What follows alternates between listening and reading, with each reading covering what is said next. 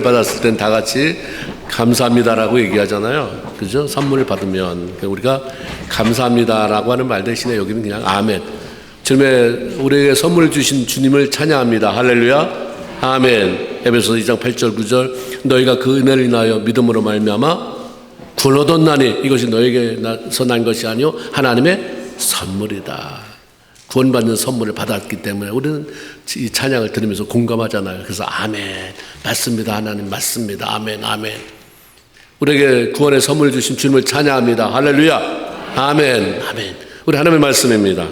마태복음 15장 32절로 39절 이 말씀 같이 함께 읽고 우리 왕이신 나의 하나님 찬양하고 말씀 듣도록 하겠습니다. 마태복음입니다. 마태복음 15장 32절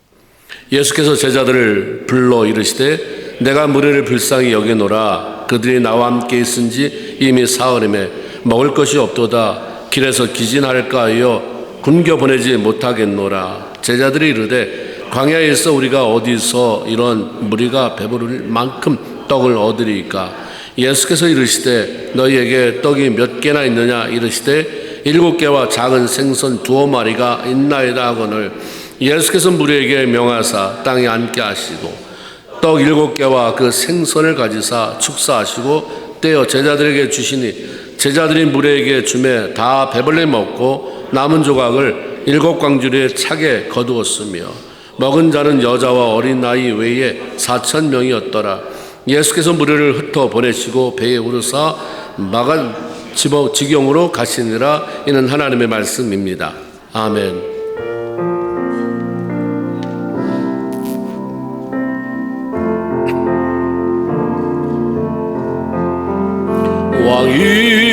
왕이신 나의 하나님 내가 주를 높이고 영원히 주의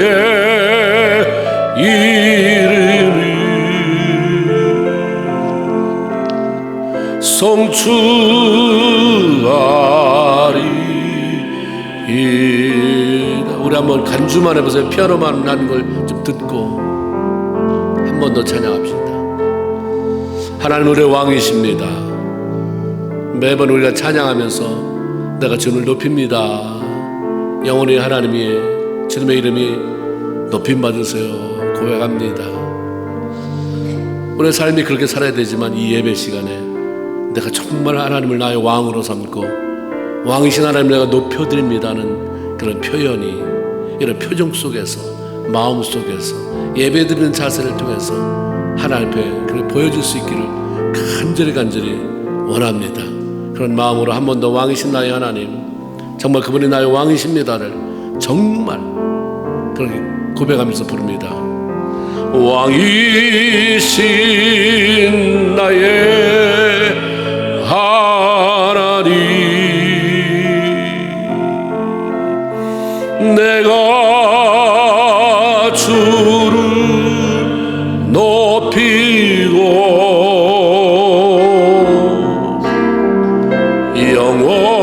영원히 주의 이름을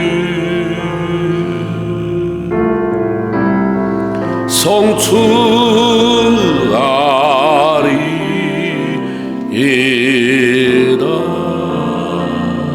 하나님의 모든 백성은 응답하시기 바랍니다. 할렐루야. 아멘, 아멘.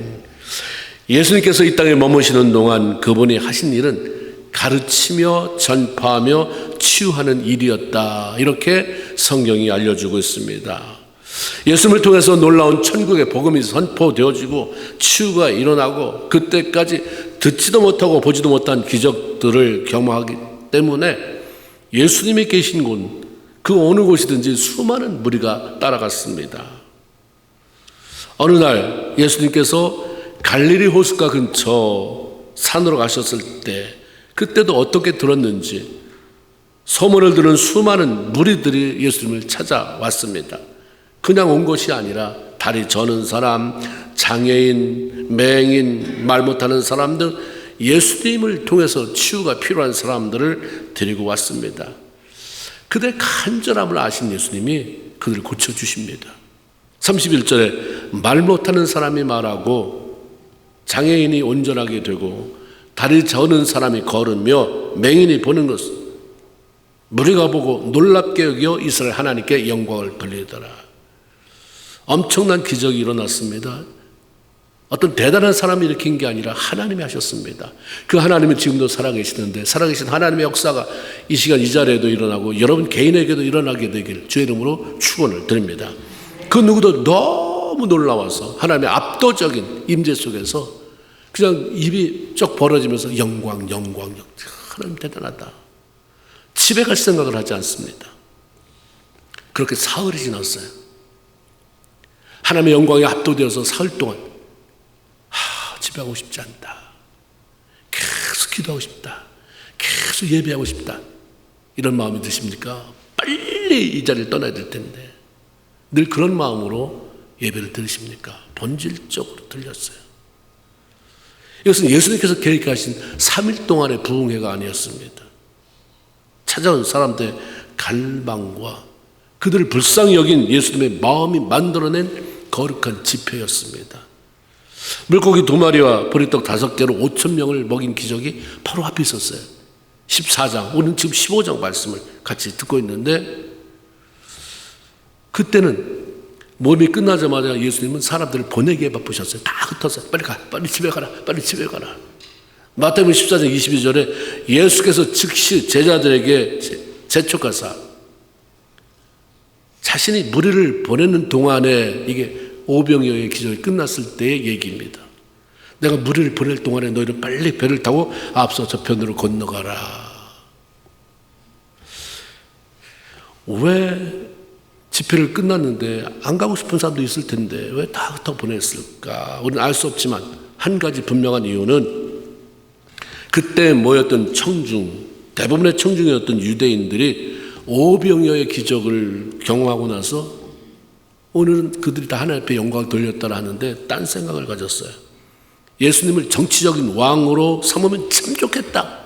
천한 사람 아무것도 없는데 오병이어 보리떡 5개 물고기 2마리를 가지고 5,000명 먹여 12광질 저런 사람이 왕이면 오늘날 우리가 겪고 있는 이 세금에 시달려 아무리 많은 세금을 낸다 할지라도 먹고 사는 데는 지장이 없겠다. 왕으로 삼자.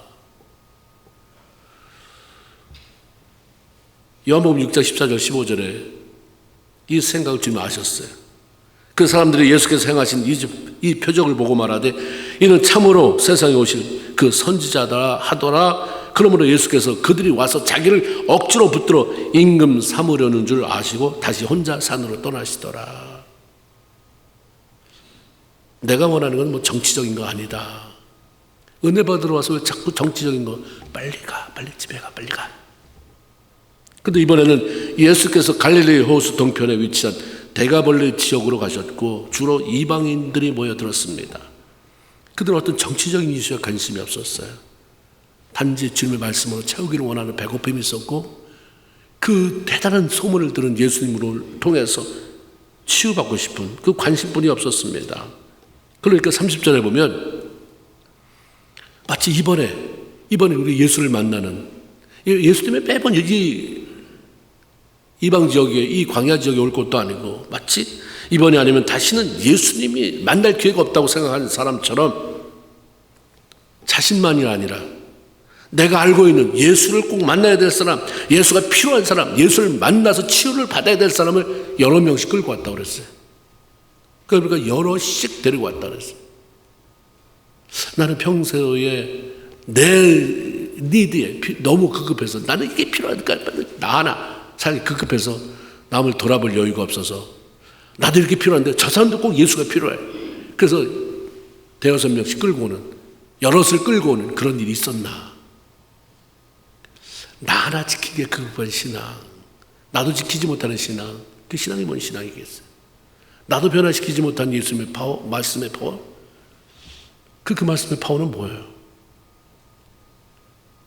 모두가 다 그렇다면 그렇다 이해할 수 있지만 나는 그런데 그렇지 않은 사람이 너무 많이 있고 지금도 하나님 앞에 자기 삶을 들여다볼 때 하나님 날 산 제물로 순교자를 나가게 해주세요.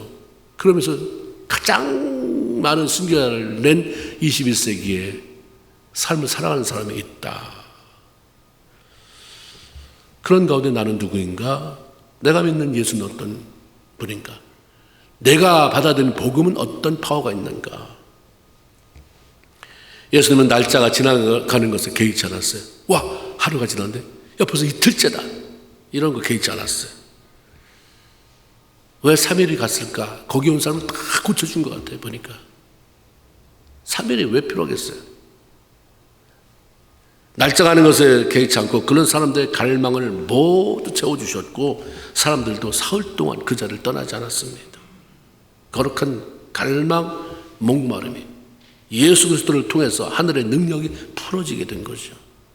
갈망 굉장히 중요해요.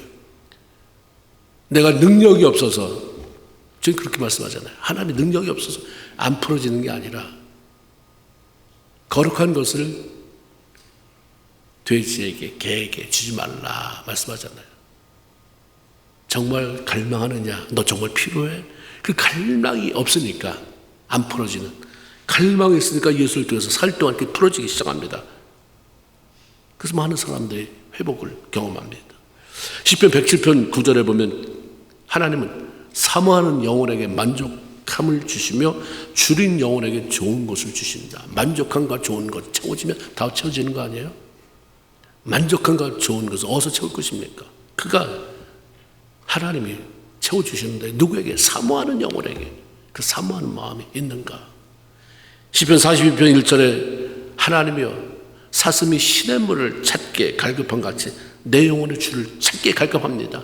이 시간에 최소한 집에서는 그렇게 산다 할지라도 나가서 그렇게 산다 할지라도 이 시간만큼 예배 드리러 구별돼서 왔는데 이 시간에 그 사모함이 있는가? 여러분의 헐떡이는 I need you more 당신이 필요합니다. 더 필요합니다. 그 갈망이 보여지고 있는가? 찬양하는 동안에 보여졌는가? 말씀 듣는 순간에 그런 마음이 보여지는가? 그렇다면 뭐 이거 아무 의미가 별로 없잖아요. 왜 와 앉아있는데? 그런 사람이 너무 많으니까 주님이 너희가 내 마당들만 밟는다는 얘기를 굳이 성경에 써놓은 거 아니겠어요? 매일매일 와서 대단히 매끄럽게 예배를 드리는데 매끄럽게 제사를 드리는데 나는 너희가 드리는 수양의 기름에 질려버렸다. 내가 찾는 것은 갈망하는 마음인데 마당들만 밟으니 어떻게 된 것이냐. 잠언 8장 17절 나를 사랑하는 자들이 나의 사랑을 입으며 나를 간절히 찾는 자가 나를 만날 것이다. 이 땅에서 신앙생활을 하는 우리에게 보이지도 않는 하나님을 믿는데 뭐가 필요하냐? 그분에 대한 갈망입니다.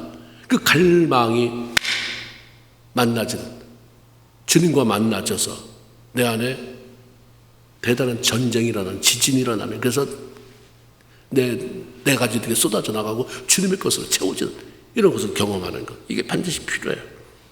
왜 갈등입니까? 하나님이 안 계셔서 갈등이 아니라 계신 하나님을 나의 하나님으로 그렇게 만나지 못하니까. 왜 못 만나는가? 갈망이 없으니까. 그분을 더 잘 알기를 원하고 더 잘 알기를 원하고 그분과 더 친밀해지기를 원하고 그분의 은혜를 더 많이 경험하기를 원하며 살아갈 때 간절히 원하는 갈망이 있을 때 채워지는 거예요. 주님이 약속했으니까. 주님 반드시 약속을 지킵니다. 내가 이렇게 많이 갈망했는데 왜 안 채워져? 더 갈망하기를 원하는 거죠. 분명히 내가 볼 때는 대단한 것 같지만 아니 다시 한번 너 자신을 살피면서 날 찾아라라고 하는 하나님의 기다림이 있는 거죠.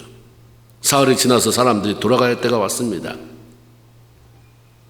주님의 사회 미니스트리가 다 끝나고 만져줄 사람 다 만나고 치유할 사람 다 만나고 이제 돌려보내야 될 때가 됐구나. 사람들도 아마 그렇게 느꼈는지 그때 예수님이 제자들에게 이런 말씀을 합니다. 32절 내가 우리를 불쌍하게 여기노라. 그들이 나와 함께 있은 지 이미 3일이 지났는데 사흘이 지났음에 먹을 것이 없도다. 길에서 기진하여 쓰러질까 두려워 굶겨 보내지 못하겠다. 기진이잖아요. 우리 기진맥진이라는 말을 쓰잖아요. 힘이 다 빠져서, 기운이 다 빠져서 비틀거리는 걸 우린 기진하다 이렇게 얘기를 해요. 지난 사흘 동안 예수님이 뭐 하셨어요? 놀고 먹었습니까? 천국 복음을 다 선포하시고, 아까 보면 각색병든 자들이잖아요. 못 듣는 자, 못 보는 자, 못 걷는 자 다 이렇게 세우시고 4,000명, 그것도 남자만 4,000명, 장정만, 여자, 아이, 노인들 다 더 많잖아요. 다 치유하는 일들 하셨잖아요. 세상에서 해결할 수 없는 문제를 처리해 줬으면, 그렇다면 이제 먹는 문제는 네가 알아서 해라 가면서 또 뭘 사 먹든지 아니면 뭘 어떻게 하든지 네가 알아서 해. 그러고서 해산을 시켜도 누구 하나 원망할 사람이 없었을 거예요. 그런데 예수님은 그들이 며칠간 먹지 못한 채 집에 가다 기진하다 쓰러진다.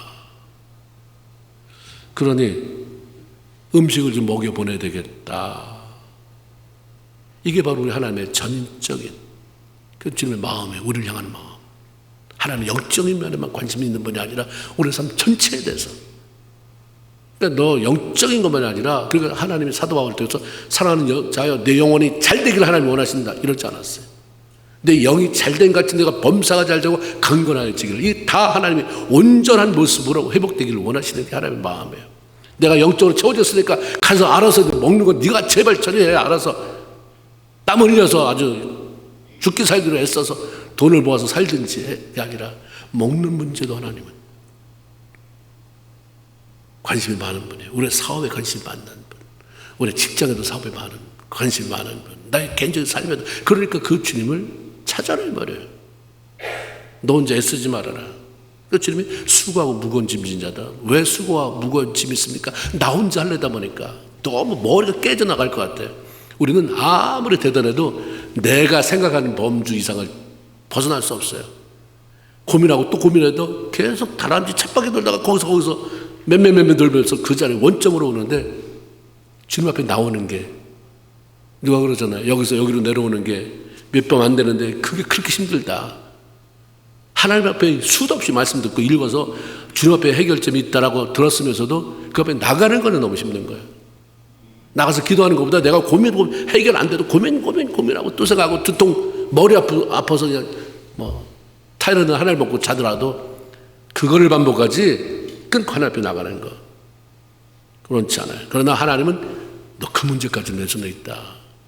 영이 잘 되는 거 그것만이 아니라 너 범사도 잘 되고, 영이 잘 되가 더불어 범사가 잘 되고 그리고 강건해지는 것까지도 나는 더 관심이 있다 말씀하십니다.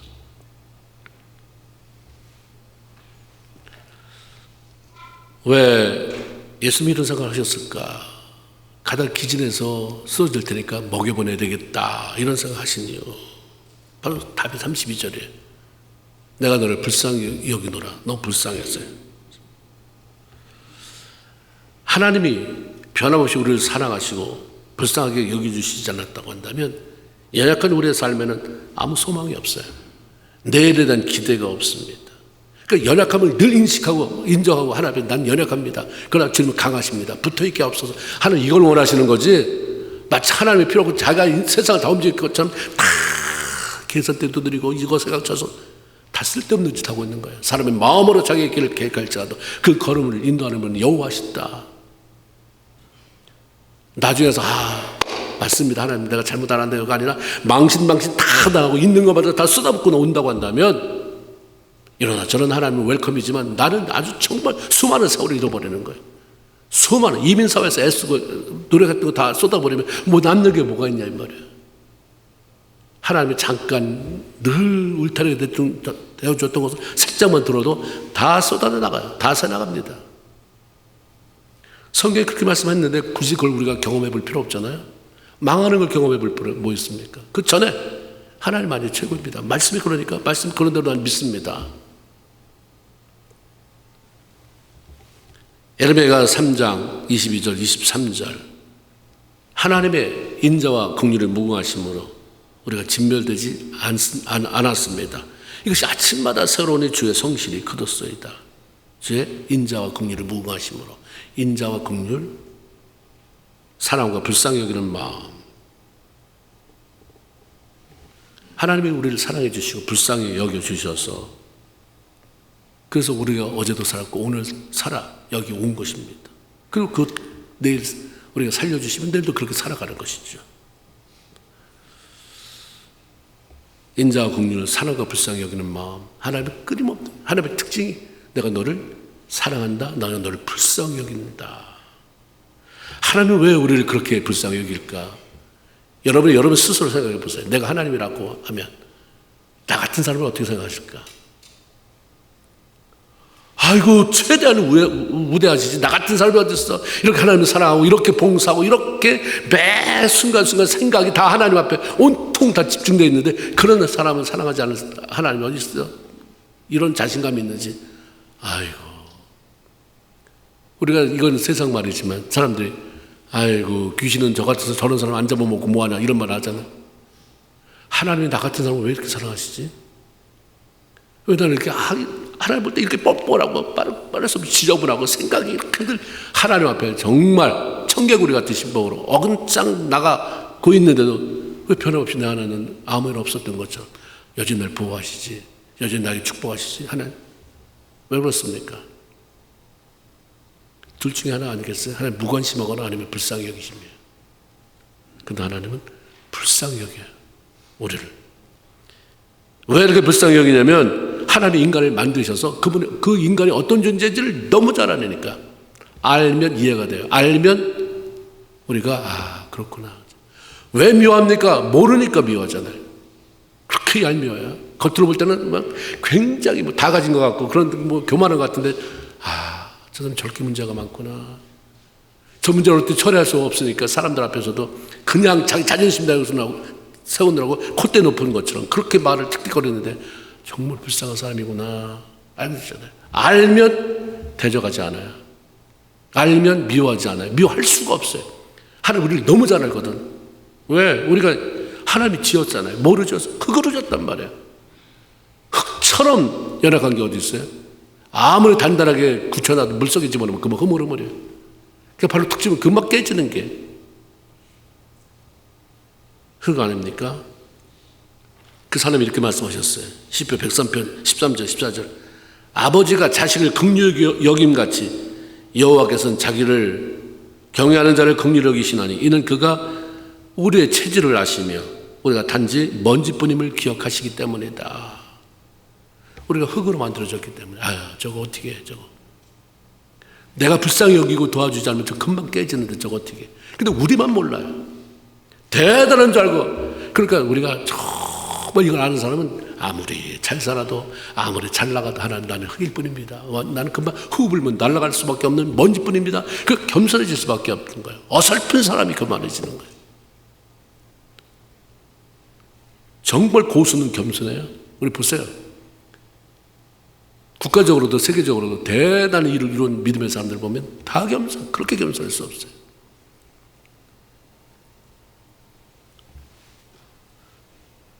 하나님의 불쌍히 여김, 보호의 날개를 펴서 우리를 둘러주지 않으면 우리는 살아가는 것, 생존 자체가 불가능한 사람들입니다.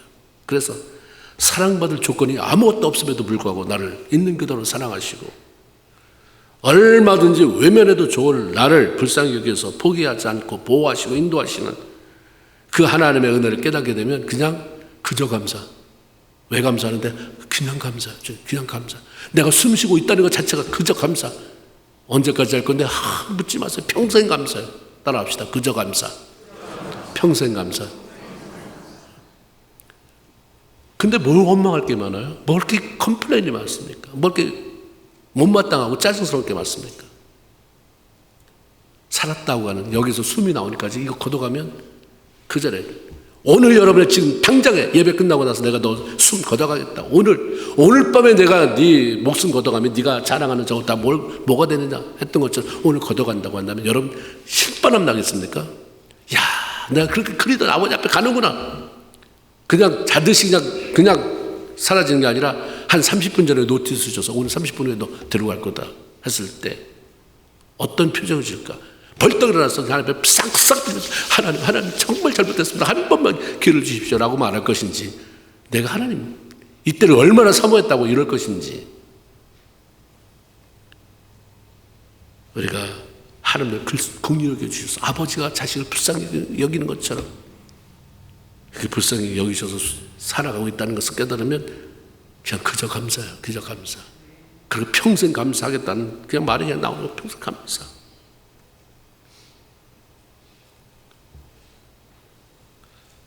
성경에 보니까 시편 49편 20절에 이렇게 말했어요. 하나님의 인자와 그 긍휼히 여기심, 이 하나님의 인자와 긍휼히 여기심이라고 하는 특별한 대우를 받는 존귀한 자. 우리는 존귀한 자예요.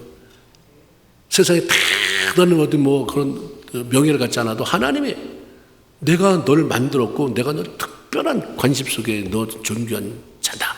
내가 너를 불쌍히 여기고. 근데 그 존귀한 자가 존귀한 것을 모르면, 그래서 감사할 줄 모르면 시편 49편 20절 멸망하는 짐승과 같다. 그건 짐승이다. 하나님의 그 놀라운 사랑과 그 은혜를 깨닫지 못하고 그렇게 살아가는 거. 그럴 수 있지. 우리는 그냥 다 은혜가 아직 부족해서 그래. 깨닫지 못해서 그래. 짐승과 같다. 시편 그냥 그렇게 노골적으로 써놨더라고요. 믿음의 사람들은 하나님이 베푸시는 사랑과 긍휼을 깨닫고 감사하며 다 살았어요. 모두가 다 믿음의 사람들은. 어떤 사람은 그렇게 얘기를 해요. 자기가 예수를 선택한 이유 중에 하나가 나보다 더 잘 나가는 사람이, 나보다 훨씬 더 부도 명예도 축적하고 나보다 학벌도 좋은 사람이 저렇게 예수 하는데 뭐가 있으니까 저 사람이 그렇지. 나 같은 사람이 저 사람과 그냥 비교해봐도 나는 저 사람보다 훨씬 더 떨어지는데 저 사람이 예수 뭐가 있다. 그래서 정말 자기가 한번 예수를 믿어보기로 했는데 정말 있더라. 정말 대단한 사람은 하나님의 그 긍휼하심, 사랑을 깨닫고 감사합니다. 시편 59편 17절에 보면 다윗이 그렇게 얘기를 해요. 하나님은 나의 요새시며 나를 긍휼히 불쌍히 여기신 하나님이십니다. 이렇게 고백해요. 하나님이 나를 불쌍히 여겨주셔서 내가 살아가고 있습니다. 이게 다윗의 고백이잖아요. 느헤미야 9장 31절에 보면 느헤미야가 그런 얘기예요. 주의 크신 긍휼로 우리를 아주 진멸하지 아니하고 버리지 아니하고 포로가 됐어도 그 안에서 보호하시고 다시 돌아오게 하신 하나님. 그 하나님에 대한 노래잖아요. 이게 왜 그러냐면 하나님의 은혜와 불쌍히 여겨주심 때문입니다. 그래서 주는 은혜로우시고 불쌍히 여기시는 하나님이십니다. 하나님은 그분의 사랑과 불쌍히 여김을 받고 살아가는 우리들 깨달으라고 그러죠. 그걸 느껴라.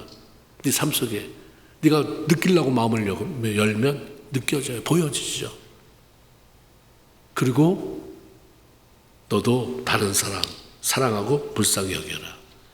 나만 아니라 너도도 좀 생각해야 돼. 우리 삶 속에 나 아니라 너도, 너 포션, 내가 나 아닌 다른 사람에게 베풀어야 되는, 관심을 써줘야 되는, 사랑해야 될 그 포션이 있음을. 그러니까 물길 속에서도 하나님이 너한테 월급을 1,000원, 10,000원, 10,000불 줬다. 10,000불에 다 밥해 먹고 떡해 먹고 뭐하라고 옷 사먹고 이러라고 준 게 아니라 그 안에는 심으라고 씨도 있다라고 말씀하잖아요. 농사꾼이 한 해 동안 벼를 10가마를 타작했다. 10가마를 다 밥해 먹고 떡해 먹고 이러지 않는다. 그 중에 가장 싱싱한 것으로 눈도다. 구별해서 뭐로, 이건 종자다. 절대로 건드리면 안 돼. 이거 없으면 내년 농사 칠 게 없으니까 거둘 게 없으니까 똑같다. 우리 삶 속에도 하나님의 긍휼을 베풀었을 때 그 안에는 너도 남한테 긍휼을 베풀어야 되고 사랑을 베풀어야 될 포션이 있다. 이 한 달 동안 우리가 결단해야 돼요. 누구를 돌볼까? 누구를 바라보고 내가 그 사람에게 사랑을 베풀까? 그 사람에게 내가 긍휼을 보여줄까? 성경 긍휼히 여기는 자는 복이 있다고 말씀하잖아요. 예수님이 산상수훈 그 마태복음 5장에 보면 팔복에 대한 8가지, 예수 믿는 사람이 누리는 8가지 복이 있다. 그 중에 5번째가 긍휼히 여기는 자는 복이 있나니 저가 긍휼히 여김을 받는다. 내가 누구를 긍휼히 여기면 하나님이 나를 더 긍휼히 여기신다. 긍휼히 여기는 자는 복이 있나니 남을 불쌍히 여기는 자는, 불쌍히 여기면 뭐가 액션이 나오겠죠. 불쌍하다. 그건 조롱이에요. 그 사람이 불쌍해서 내가 어떻게 하는데, 하나님 내가 많이 나눠주고 싶습니다. 근데 내가 쓸 게 없는데 정말 일단 기도부터라도 시작하게 해주세요. 그리고 하나님 내 형편이 열어주면 그때는 정말 그 기도와 더불어서 현실적인 것들이 실려가게 하세요. 뭐 액션이 있겠죠. 긍휼히 여긴 자를 복이 있나니 긍휼히 여김을 받을 것이요. 반면에 이 다섯 번째라고 그랬잖아요. 첫 번째는 뭐냐면 심령이 가난한 자는 복이 있나니 천국이 저희 것이며, 심령이 가난해야 천국을 소유할 수 있다. 그렇죠? 심령이 가난한 자는 복이 있나니 천국이 저희 것이며, 애통하는 자는, 온유한 자는, 의에 지르고 목마른 자는, 그 다음에 긍휼히 여기는 자는, 이 다섯 번째 이어지잖아요. 제일 먼저 필요한 것은 심령이 가난해지는 거다. 심령이 가난해져야 자기 죄를 위해서 울 수도 있어요. 심령이 가난하지 않으니까 애통이 안 나와요. 남을 위해서 완악하고 그렇게 욕심 많고 그러는데 누구를 위해서 울겠어요? 심령이 가난해야 애통할 수 있고 온유해질 수 있고 남을 불쌍히 여기는 마음도 가질 수 있다. 누가복음 4장 18절에 보면 그런 말씀이 있어요. 예수님이 이 땅에 하나님을 보냈는데 하나님을 왜 보내셨냐? 주의 성령이 내게 임하셨으니 이는 가난한 자에게 복음을 전하게 하시려고 내게 기름을 부으시고 나를 보냈다. 가난한 자에게 복음을 전하라고. 그러니까 가난한 자는 돈이 없는 사람을 말하는 게 아니에요. 하나님 앞에서 깨어진 마음, 하나님 없이는 살 수 없다고 진실된 그런 고백, 하나님밖에 없습니다. 하나님이 필요합니다라고 고백하는 자가 가난한 자 아니에요? 아멘. 그 모든 사람에게 복음을 물론 전하죠. 근데 정말 그걸 복음을 받아들여서 천국을 소유하게 되는 사람은 누구냐? 마음을 가난한 사람이에요. 교회 와도 신앙이 안 자는 사람, 마음이 안 가난해요. 돈이 많아서 안 가난한 게 아니라 돈이 없어도 안 가난한 사람이 많아요. 고집불통한 사람이. 자존심이 세고 안 깨져요. 하나님 없이는 살 수 없다는 진실된 고백, 그 앞에서 자기 부인됨, 자기 깨짐, 굉장히 중요해요. 그래서 남을 불쌍히 여기지 못하는 것도 정말 결론적으로는 심령이 가난하지 않으니까. 나 하나 지탱하기도 힘든데 심령이 가난해서 복음을 받고 천국에 대한 소망을 가지고 사는 것도 힘든데 그렇지 못한 내가 누구를 불쌍히 여길 수 있느냐. 하나님 앞에서 깨어지고 자아가 죽는 것을 경험하지 못한 교만, 이것이 심령이 깨지지 않는 자의 전형적인 모습입니다. 하나님 우리가 다른 사람을 불쌍히 여겨라 말씀해요. 불쌍히 여기세요. 불쌍히. 다른 사람 불쌍히. 얄미우면 싸움이 나요. 부부간에도 서로 불쌍히 여기고 안 됐고 안 됐다. 그러면 거기서부터 용서가 되고 그 다음에 화해가 되고 이렇잖아요. 교회에서도 보면 화해가 안 되는 사람 얄미운 거예요. 용서가 안 되는 거죠. 불쌍하지 않은데 내가 더 불쌍하지 걔가 뭐가 불쌍해요. 잘 먹고 잘 살아요. 얼마나 잘 사는지 알아요. 그러니까 평생 평행선 가는 거예요. 하나? 그 꿈도 꿀 수가 없어요. 하나님이 강권적으로 역사하지 않는다는 힘들어요. 불쌍히 여겨라. 마태복음 18장에 보면 예수님이 하다 못해서 그냥 예화를 들어요. 여기 하면 얘기 좀 한번 들어봐라. 얘기 이렇게 풀어놓잖아요. 어떤 주인에게 종이 있었다. 어떤 사람에게. 그 사람이 이 주인에게 10,000달란트의 빚을 졌어. 근데 이 사람이 돈 갚아라 하니까 아주 그냥 싹싹 빌면서 좀 연장해달라. 반드시 갚을 때니까 나 좀 봐달라. 해서 10,000달란트. 지금 저렇게 사정하지만 저 갚을 수 있는 돈이 아니다. 탕감해 줬어요. 그런데 어느 날 탕감을 받은 이 사람이 자기한테 100데나리온 빚진 자를 돈 갚으라고 독촉하면서 다음만 좀 연기해달라고 하는데 그거 연기 안 해주고 뭐 떼쓰다가 결국은 이 사람을 고발해서 감옥에 갇히게 만들었다. 그래서 주인의 진노를 사고 다시 도로 원점으로 그 돈 다 갚을 때까지 이 감옥에서 나오지 못하도록 그렇게 해라라고 부탁하면서 감옥에 가뒀다 얘기가 나와요. 1달란트는 한 노동자가 6,000일 약 20년을 한 푼도 쓰지 않고 모아야 되는 돈이에요. 그게 6,000달란트 20년. 근데 1달란트가 20년을 일해야 되는 거니까 10,000달란트면 10,000년. 그래서 총에서 200,000년을 일을 해야 돼요. 20만 년을 일해야 갚을 수 있는 그 돈을 빚졌는데 그걸 다 처리해 줬잖아요. 데나리온은 하루 불쌍해. 100일 동안만 아무것도 내가 안 사 먹고 그냥 그대로 모으면 갚을 수 있는 돈이에요. 비교가 안 되는 거야. 뭐야, 너 하나님 앞에 1만 달란트. 그걸 내가 돈으로, 이게 숫자로 따지니까 1만 달란트지. 갚을 수 없는, 그래서 빚을 졌잖아. 탕감 받았잖아. 용서 받았잖아. 사랑 받았잖아. 내가 불쌍히 여기를 받았는데 너는 왜 100달이오는 그만큼도 안 되는, 정말 세상 애들이 말하는 코딱지만큼, 손톱만큼도 안 되는 그 하나 용서 못하고 불쌍히 여기지 못하고 그거 못한다고 그렇게 혈기 부리면서 그렇게 사냐? 나 너 삶을 원점으로 돌려놔봐. 네가 그렇게 갈등하면 힘들어하고, 영적인 부분에서, 경제적인 부분에서, 건강의 문제에서, 모든 영역에서 그럴 때 내가 널 불쌍히 여기지 않았다면 너 지금 여기 그렇게 있겠어? 불쌍히 여겨라, 불쌍히 여겨라, 불쌍히 여겨라. 지금 말씀하시는 거예요. 그러면서 뭐라고 말씀해요? 마태복음 18장 34절 35절. 악한 종아.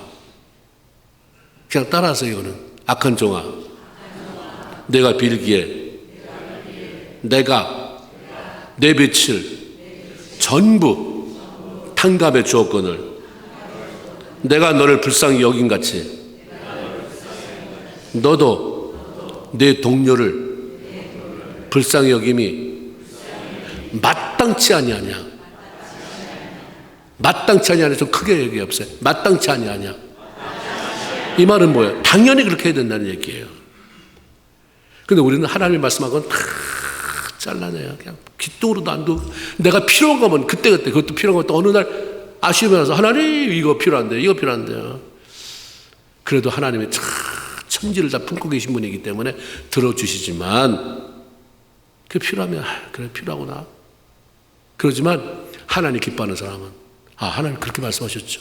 했습니다. 마땅히 하나님 그렇습니다. 나는 10,000달란트를 탕감받은 사람인데 100데나리온 하나님 마땅히 그렇게 해야죠. 그렇습니다. 묻지도 않고 따지지도 않고 하나님 내가 그렇게 하겠습니다. 이게 필요한 거잖아요. 예수님께서 집으로 돌아갈 백성들이 길에서 기진하지 않도록, 거기서 넘어지지 않도록 이제 먹이려고 하실 때 제자들에게 내가 불쌍히 여겨서 먹이려고 한다. 제자들이 아무 생각이 없어요. 그렇게 따라다니는데 예수의 마음과 제자들의 마음은 몸만까지 붙어 있었지 그렇게 큰 괴리감이 있습니다. 그렇다는 얘기인데 첫 번째 나온 게 돈. 33절에 우리가 어디서 이런 무리가 배부를 만큼 떡을 얻어올 수 있겠습니까? 너희가 뭐하다 하라고 말하진 않았어요. 내가 그런 마음이 있다. 지금 그런 마음이 있으세요? 그렇게 어떻게, 우리는 어떻게 해야 될까요? 이렇게 한마디만 물어봤어도 주님이, 야, 대단하다. 그 말이 나오자마자 돈이 얼만데 이거 아니에요? 그걸 어디서 가져오라고요? 꼭 우리가 하나님의 무슨 문제가 제기될 때 너한테 하라는 얘기가 아니야. 내가 할 수 있다는 것, 네가 믿음으로 그렇게 나한테 한번 좀 얘기해봐. 하나님 하실 수 있습니다. 하나님 하실 거죠? 어차피 내가 할 건데 난 너한테 그런 말 좀 듣고 싶어. 주님 하실 수 있는데 어떻게, 주님 한번 하세요. 좀 무리가 되지만 어떻게 하실지 주님 하실 수 있으니까 우리가 어떻게 도울까요? 이 문제 내가 해결하라고 주신 거 아니죠? 주님이 해결하실 건데 나한테 기도하라고 주신 것이죠. 주님이 어떻게 하시는지 보라고 기대하라고 주시는 거죠. 이런 문제에 깔려 죽지 말고 밟고 하나님의 하심을 드러내라고 주시는 거죠. 이 정도 이제 10년 정도 믿었으면, 20년 정도 믿었으면 이 정도는 얘기해야 되는 거 아니에요? 사실 제자들이 아까 말씀드렸잖아요. 이거 지금 15장에 7병이요. 바로 합장해. 어떤 사람은 그건 봄에 일어난 일이고 이것은 7병이요는 여름에 일어났다. 그래서 여름에 아주 건조하기 때문에 잔디에 앉았다는 얘기가 안 나오고, 오병이어의 기적을 할 때는 사람들 다 잔디에 앉겠다. 그렇게 해서 한 2달, 3달 정도의 차이 정도 있다. 2달, 3달이 아니고 한 시즌이 지났다고 쳐도 뭐 대단해요. 1년을 넘지 않은 건. 얼마 전에 오병이어의 기적을 일으킨 거 봤어요. 오병. 보리떡 5개, 물고기 2마리를 5,000명을 가지고 12바구니를 거두는 와, 처음 본 거잖아요. 얼마나 처음 보는 이런 것들 쇼킹하니까 안 잊어버리는 거잖아요. 웬만해서는. 근데 벌써 그 기적, 그 놀라운 경험을, 그 감격을 다 잊어버린 거예요. 이전에 나에게 베풀어 주신 은혜를 기억해야 감사할 수 있어요. 그리고 그 감사 후에 믿음이 세워질 수 있는데 너무 잘 잊어버려요. 우리는 나한테 섭섭하게 한 것들은 안 잊어버려요. 내 빚진 거 안 잊어버려요. 하나님이 나한테 베풀어 준 사랑, 은혜 너무 잘 잊어버려요. 처음부터 그걸 은혜로 받지 못했기 때문인 거죠. 이스라엘 백성들, 그 역사가 그렇잖아요. 하나님께서 이스라엘 백성들을 약속하셨어요. 내가 적과 꿀이 흐르는 가나안 땅으로 이끈다.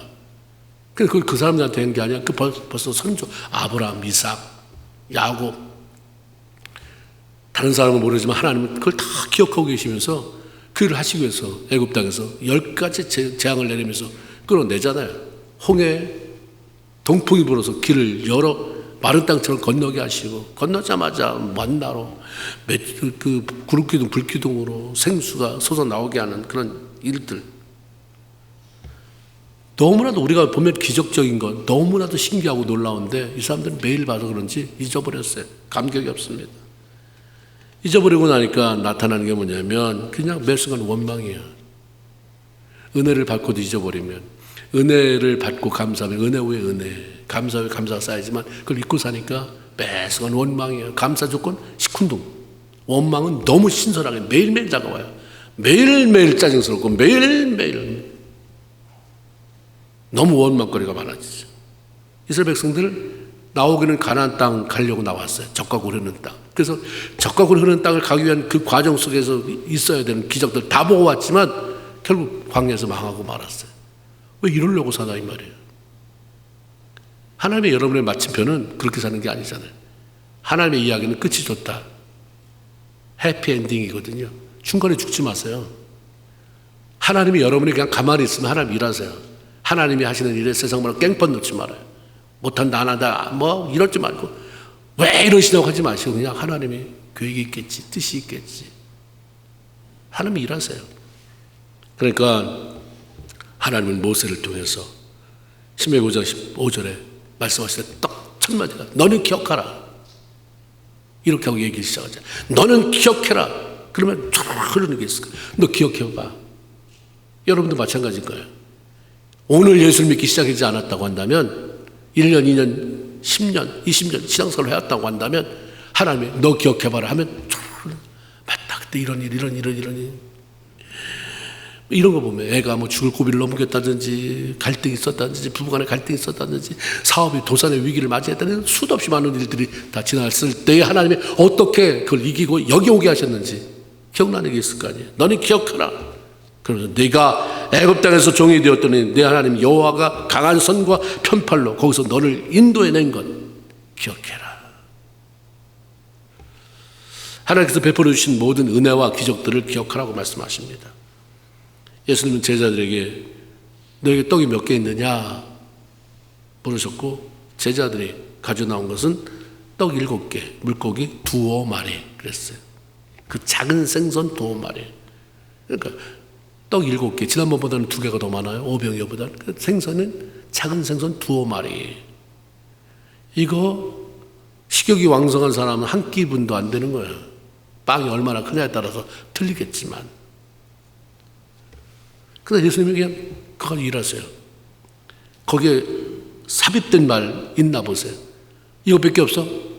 사람이 이렇게 많은데 더 찾아봐. 분명 누군가 있을지도 있어. 찾아봐. 이런 말 하지 않았어요. 그냥 있는 거 가지고 일하기 시작하세요. 하면 이렇게 일하시는 분이에요. 하나님 없다고 원망하거나 포기하거나 하지 마라. 네가 지금 가지고 있는 것 그거 가지고 시작해.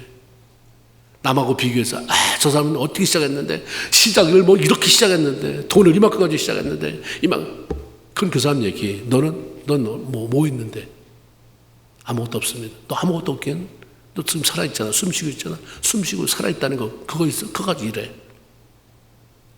하나님은 우리를 비교하며 살라고 하지 않았어요. 하나님 우리를 지으신 자, 걸작품으로 만든 분, 비교할 수 없어요.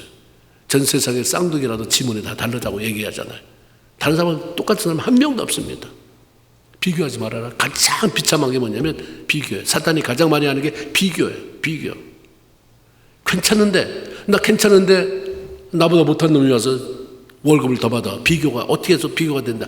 그러면 이 회사가 나를 우습게 여기네. 그러면서 회사를 때려치고 싶은 마음이 생기고, 다 괜찮은데 어느 교회가 나랑 비슷한 나이에, 나랑 미국에 온 사람 온 연령도 비슷한데 나보다 훨씬 더 성공했는데 갑자기 배가 아프기 시작해요. 그러면 그런 사람들이 저 사람을 더 가까이 가서 뭐라고 얘기하는 것 같고, 목사님도 저 사람을 더 가까이 하는 것 같고, 시기 질투가 나니까 괜히 엉뚱한 자기 파괴적인 행동을 하게 되는 거죠. 있는 거, 하나님 그러잖아요. 너 있는 거 뭔데? 물고기 2마리, 빵 7개 가져와. 예수는 제자들이 가지고 나온 떡 7개, 생선 2마리 가지고 축사하셨어요. 여기 보니까 축사, 킹제임스 버전에 블레스라고 되어 있는데, NIV 성경에는 축사를 give thanks에 감사하셨다 그래요. 감사. 여자와 아이들을 제외한 장년만 4,000명인데 그 앞에 먹거리라고 딱 내놓은 거는, 예수님이 저 배고파 기진하겠으니 먹여서 보내야 되겠다고 했을 때 나온 음식은 떡 7개, 물고기 2마리, 생선 2마리. 근데 주님 그거 가지고 감사한 거예요. 그래도 최소한 4,000명이 어느 정도는 그래도 욕이라도, 배부르게는 못 먹더라도 한 조각이라도 한 번 더 맛보게 하려면, 그런 이 정도만 가지고는 안 되잖아요. 그 정도가 있어야 하나님 일용할 양식을 채워주시니 참 멋진 하나님, 그러면서 감사가 나오는 건데, 이거는 별로 감사할 조건이 안 되잖아요. 감사라니. 다른 사람이 보면 킥킥대고 웃을, 저게 감사해. 감사? 저 예수가 너무 피곤해서 지쳐서 미쳤나? 겨우 떡 7개, 생선 2마리를 놓고 감사, 뭘 어떻게 하겠다는 것인가. 그래서 이 예수님의 감사는 아버지 하나님에 대한 절대 신뢰의 모습을 보여주고 있는 거죠. 아버지 하나님은 이것 가지고도 말씀으로 천지를 창조하신, 아무것도 없었던, 머테리얼이 아무것도 없는, 이거는 그나마 생선 2마리, 그리고 떡 7개라는 어떤 뭐가 있기라도 하지, 우리 아버지는 없는데 빛이 쓰라요. 빛이 나타났잖아. 없는데도 이거 가지고 하나님 하신다. 얼마든지 이 물에 주린 배를 넉넉히 채워 주실 수 있음을 믿는다는 신뢰와 기대에 대한 고백인 것입니다. 고백이 지금 하시죠. 그러니까 나는 어차피 다 모여지면 하나님 이렇게 베풀어 주셨습니다라고 감사하는 거지만, 나는 좀 감사, 앞당겨서 감사, 그거예요.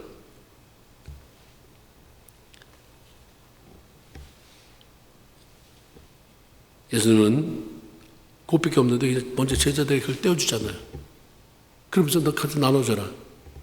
놀라웠게 제자들이 얼떨결했는지 아니면 주님이 뭐가 생각이 있으시겠지 하고 따랐는지 자기들도 먹고 떠줘요.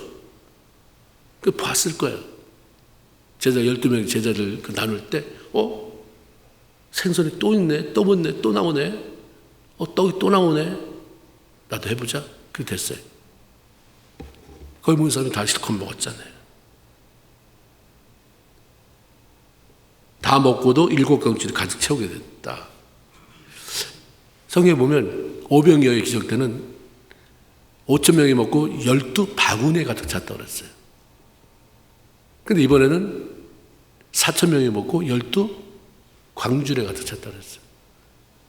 방주하고 바구니하고 광주리. 여러분 살 때 여자들 요즘 들고 다니는 그 큰 가방, 거기다가 쇼핑 갈 때나 아니면 어디 여행 갈 때 거기다 음료수도 집어넣고 아니면 도시락도 집어넣고 여기다 메고 가는 그 정도, 비치백 같은 정도로 생각하면 바구니. 그 당시 광주리는 큰 거예요. 큰 거. 거기다 고기 잡아서 집어넣거나 아니면 여름 과실을 따서 집어넣거나, 그래서 메고 가는.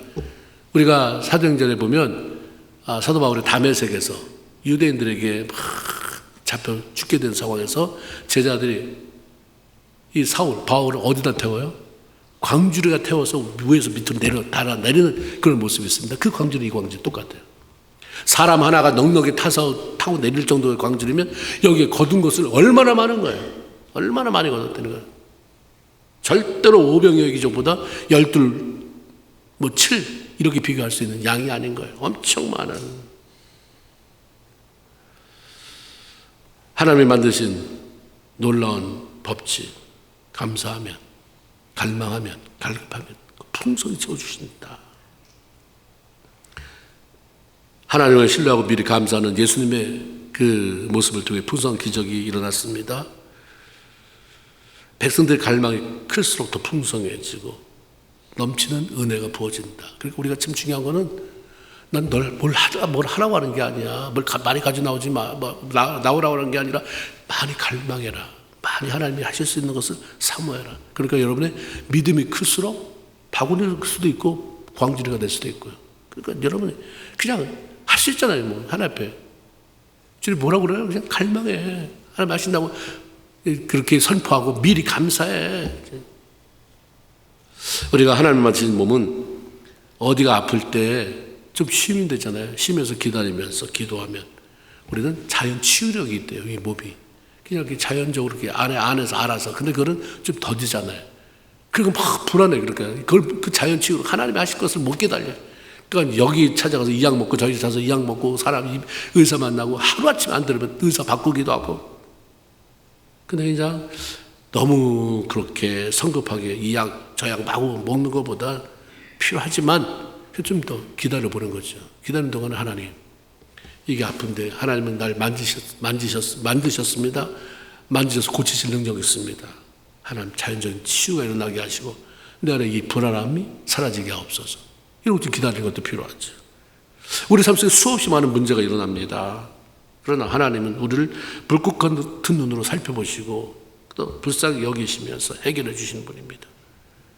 그러므로 너무 염려하고 근심하면서 막 조바심 떨면서 그래서 사람들 앞에 나 문제 있다라고 하는 걸 드러낼 정도로 수심이 가득 차가지고 그냥 사람들 옆에 사람을 괴롭히는 그런 사람이 아니라 하나님에 맡기는 스스로 고통을 가지고 만들어내는 자가 아니라 기도하며 기다리면서 하나님이 주시는 평강을 찾는 것좀 필요하고 그러면 나를 사랑하시고 불쌍히 여기신 하나님의 손길이 반드시 나타나게 되고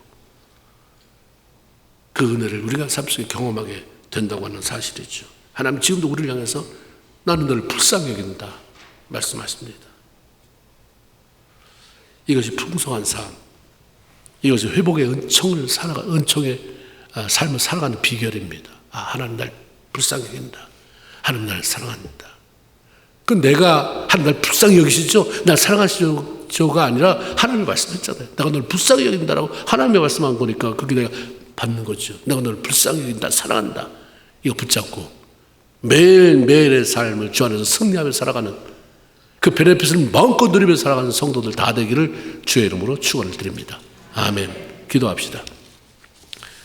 떠나기 전에 1분만 기도합시다. 하나님 맞습니다. 그렇게 살겠습니다.